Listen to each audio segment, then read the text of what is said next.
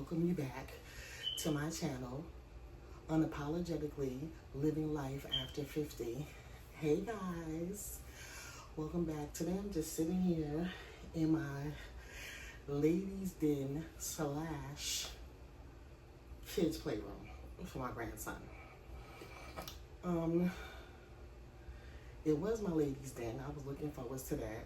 And then when my grandson came, I was kind of looking forward to not having to go upstairs to the playroom all the time. So I kind of split it down the middle and made half the playroom and half the ladies' den, which is kind of working out pretty good for us.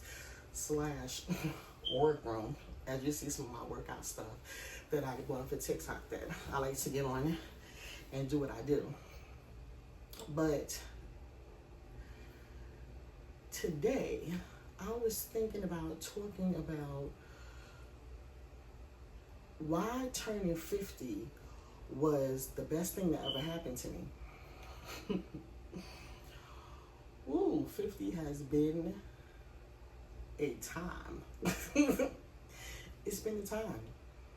But as I rounded my birthday a week ago, well, almost a week ago, I really started thinking about 50 differently, and I started realizing that, number one, what changed for me at 50? Because it's good to know, excuse me, I was just opening my blind. I like to get that little light when I can from outside. There we go. God's blessings on you. I thought about the fact that what changed for me at 50. One of the things that changed is I started saying no without guilt and yes without fear. I'm just going to leave that right there, because it's just powerful within itself to just be able to say no without guilt. I'm still working on that a little bit now, full transparency, but I'm further in than out. So let's take it as a plus, okay? Yes without guilt and no without fear. I traded people pleasing for soul pleasing. I stopped worrying so much about what everybody else needed, and I started to concentrate, on myself. I'm still eating my little breakfast, part of my orange juice.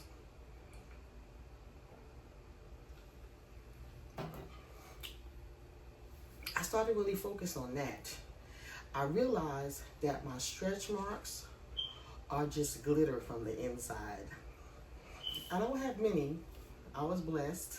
But I realized that they're just glitter from the inside. Just showing like who I am, what I'm made out of. And I stopped trying to be low maintenance and embrace being high vibration. High vibration. Just think about that for a second.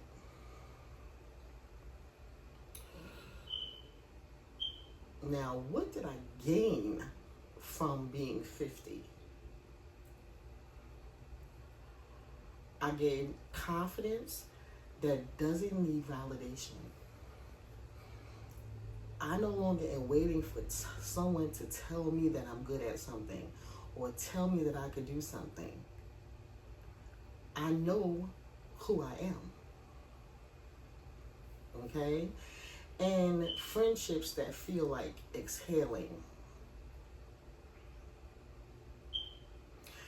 Now, what I'm going to say for myself is I learned that some friendships I was able to exhale from walking away. Some friendships just weren't for me.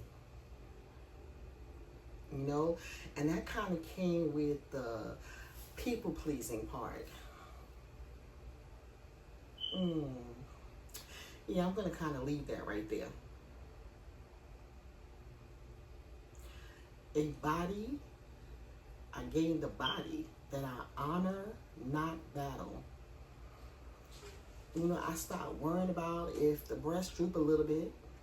I stopped worrying about if it's a little bit of fat swinging under the arm. I like to tone it up a little bit, but I stopped worrying about it. You know, when I wake up in the morning, I just focus on just being here and being grateful that I'm still here.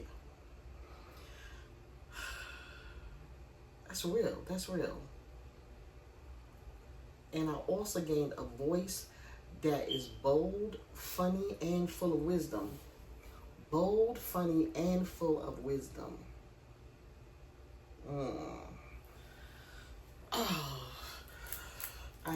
I'm not greedy, y'all, but I had started already. I had started one of my orange juices earlier today, so now that I'm drinking my toast, I'm gonna need to have the other orange juice because I'm still thirsty. Oh, I think I still got a little bit still here. Hold on.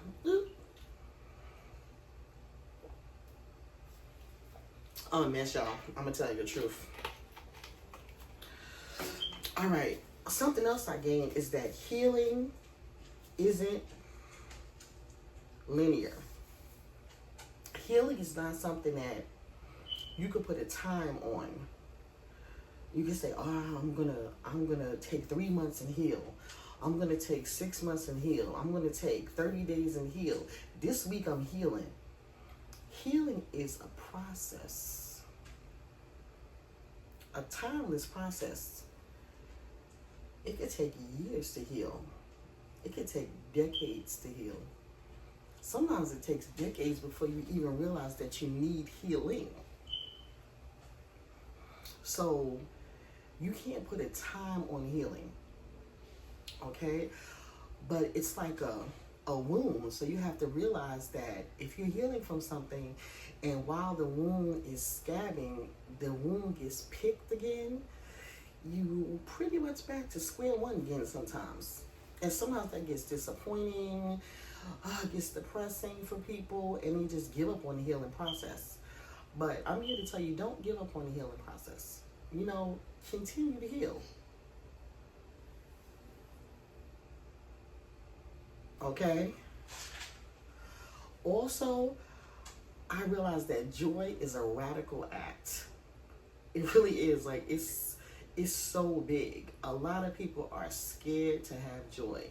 They act like it's some big thing that everybody's reaching for, everybody is not entitled to. You are. You are entitled to joy. You're entitled to happiness. You're entitled to be loved, to feel loved. You're entitled to be respected. You're entitled to stand behind your boundaries.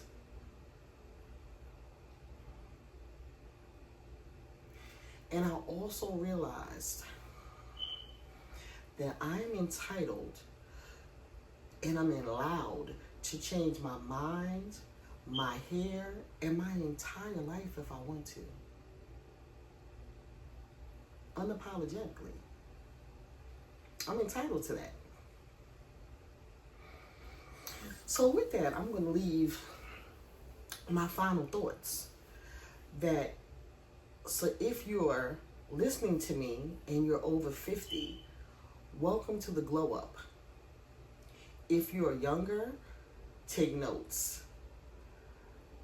Life doesn't end at 50.